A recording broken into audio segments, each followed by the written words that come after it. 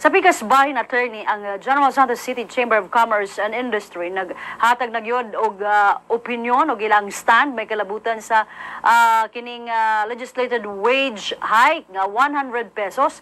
Pero kining Kamara, Attorney Ray, dili man kontento sa 100 pesos, 150 to 350 pesos ang ilang ginadusok. Posible ba kayo kini, Attorney Ray?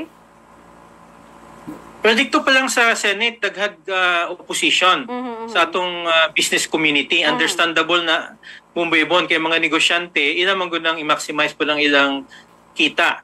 No? Tapos at mutanaw po ta sa aspect nga kani atong mga kongresista o atong mga senador, nagakompetensya magud ni sila. No? Lately, nagkakay sila mga bangi, no? Bumbaybon. So, wata kabalo kanang proposal sa atong kanang sa Kamara, gituyo lang po na siya para ilang iko, no? Murag ilang alasan ang Senado, no? Nakasabot man siguro sa din ha bumbaybon nga moagi man nagdagko nga consultation pod ug opposition. Pero base mo tan-aw ta ang reading nato din na base ang atong mga kongresista gituyo lang nila ni para pod nga ilang maalasan ng mga senador. But bottom line din bumbaybon, understandable mga statements sa atong business community. Kung diri ni sa Chamber of Commerce sa atong syudad, dapat suportahan nila ni kanang substantial nga argumento. No? Kay ang atong sosyedad, ang atong ekonomiya, di lang man sa mga negosyante. Correct. No? Importante mangyapon ang mga mamumuo, mga trabahante. So din motan-aw ta sa kanang giningon nga balancing of interest. No, kay na may argument pud bumbaybon nga tinuod pod nga kinalag adjustment. Yes. No, sa sweldo sa mga trabahante. Kung nakasabot po ta nga dili tanan nga mga employer maka-afford din ha. Yes. No, kay moingon tag more than majority sa atong mga negosyante di man mga big business. No? Miyembro sa Chamber of Commerce. No, nga kaning nagasaba-saba bumbaybon. No, kay organized man sila. Ang mas daghan ang kanikingon nga medium and small enterprises.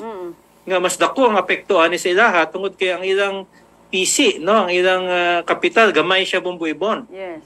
No, so mutanaw po ta sa ilang interest, no, sa aning sektor.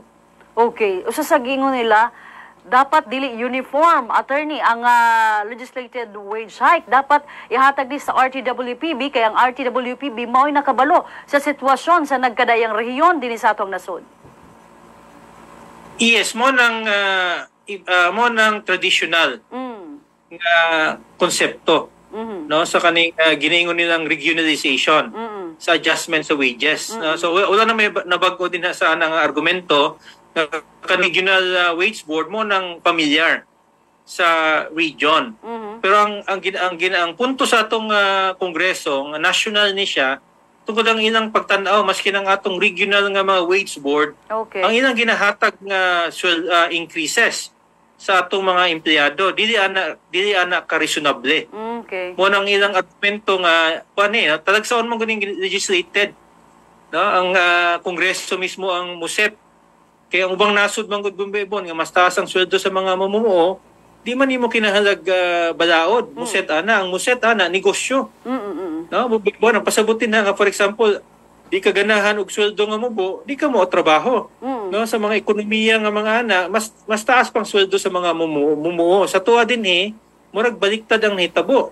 No, ang sa tuwa, ang gusto sa atong gobyerno i-set ang mga sweldo.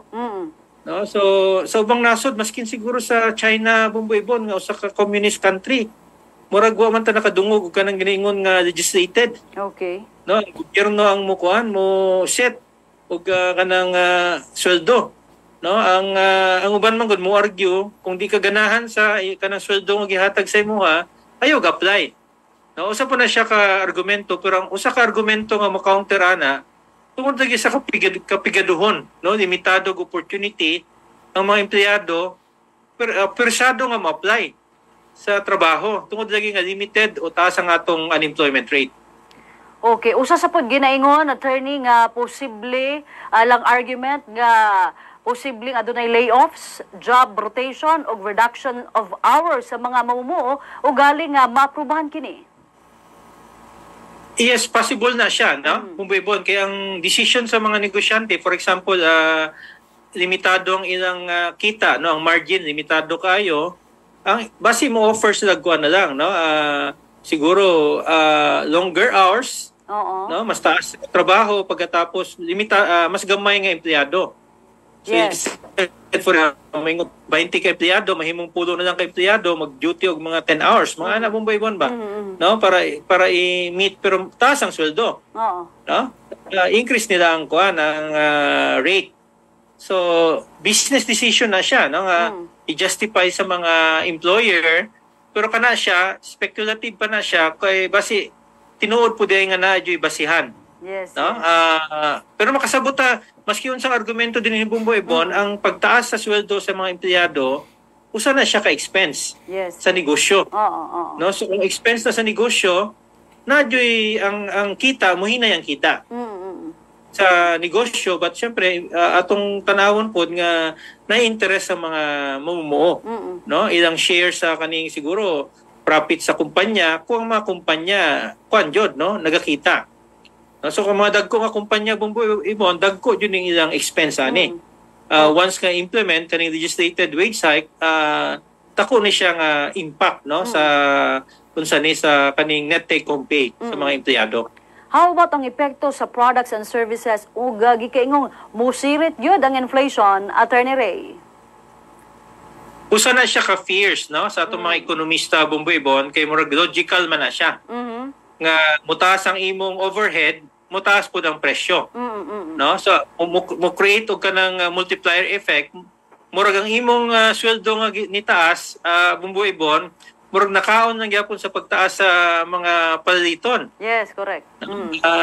Pero ana man yun na siya, no, ang epekto tungod kay mas mutaas ang imong kuan, ang overhead, mutaas ang sweldo, but ang bottom line mo din ang ginabuhat sa uban kanang medyo calculated nga increases. Di po siya kay paspas Bumboy Bon, tungod kay kung sobra ka paspas pod, na-point atong mga ekonomista nga inflationary na siya. Correct. No, inflationary na siya tungod kay natural ang overhead mutaas man jud, no, ang overhead sa mga negosyo. Okay, Attorney, tan-aw nimo mapasa gyud kining ginatawag 100 pesos legislated wage hike? Nai-compromise ani, no? Bumboy Bon. Tungod as a political nga kuan man god nga kaning murag measure nindot ni sa atong mga politiko. No, ila ning suportahan murag ang kung namay mo disagree na Bumboy Bon, siguro gamay lang kayo. No, it's something favorable sa atong mga politiko, but ang countermeasure din atong mga negosyante. No? Ang atong syempre padaghanay boto Bumboy Bon, mas daghang mga empleyado kaysa negosyante. Yes. No, unless ang atong mga negosyante political supporters ni siya. No, ang reality sa politics Bumboy Bon ba, kung tanawon nimo, mayor, congressman, pagkatapos negosyante nga nagasuporta, maminaw ang atong kongresista sa mga iyang political supporters. Pero Yes. mutanaw po ni sila Bumboy Bon sa factor nga kung highly politicized kayo, syempre atong mga empleyado mo tanaw po, may siya kani si candidate A ni pabor sa kaning pagpataas og sweldo. Correct. Tapos correct. paingon betag kaning kuan, no, election sunod tuig Bumboy Bon. Correct. Oo. So kaning debate ni sa Senado ug Kongreso abot ni greater part of the year. Nga pag-abot og Oktubre, no, filing of certificates of candidacy, ang atong mga politiko kung maabot ana nga panahon Bumboy Bon, incline ni sila, Yes. no, mo butar ana, no, mas maayo nilang ibasura na siya pag usa kaning deadline. Or layo pa sa kaning deadline sa filing of kaning certificate of candidacy. Okay. So political decision na siya. No? Bumboy Bon, ang atong ma-explica lang din mas daghang empleyado Oo. kaysa mga negosyante, Yes. no? Sa atong sosyedad. So unsa gyud ang ngayang buhaton sa atuang gobyerno para masolusyonan ni ang atuang atong inflation, kining sweldo ug para usab sa mga negosyante? Ang solution ever since, no? Sa history sa kalibutan Bumboy Bon, balancing of interest. Okay. No? I-explicar sa kaninga sektor nga moning epekto kani siya kaya ba ning ma-address? Dapat suportado ni sa mga statistics, di lang storya-storya. No, kanang moingog 100 o 50, 100, no? Kung sa bagon ng kadainan sa ginaduso sa atong Kamara o Senado, nganong proposal sa usa lahi, no? Nganong di man tamutuo sa Regional Tripartite Wage Board, no? Nga pagtan-aw sa uban nga medyo naulahi ang ilang proposal sa pagpataas og sweldo sa mga mamumuo. No, so dapat i-substantiate ni Bumboy Ibon sa mga statistics, no, argumento. Tapos maski nun sa kamaayong argumento ni Bumboy Ibon, nadyo ginaingon nga collateral damage, no, sa medyo di man nindot kuan paminawon, nadyo negosyong apektado. No, maski nun sa atong istoryaho, nadyo mga negosyong apektado sa desisyon sa pagtaas og kaning sweldo. Okay. Dahil salamat si mong oras, Attorney Ray Cartojano. Anytime, no, Bumboy Ibon. Mao kadto mga kabang mga tong co-anchor sa Doverlex Sedlex si Attorney Ray Cartojano. Uban pang mabalita sa tong pagbalik. Stand by.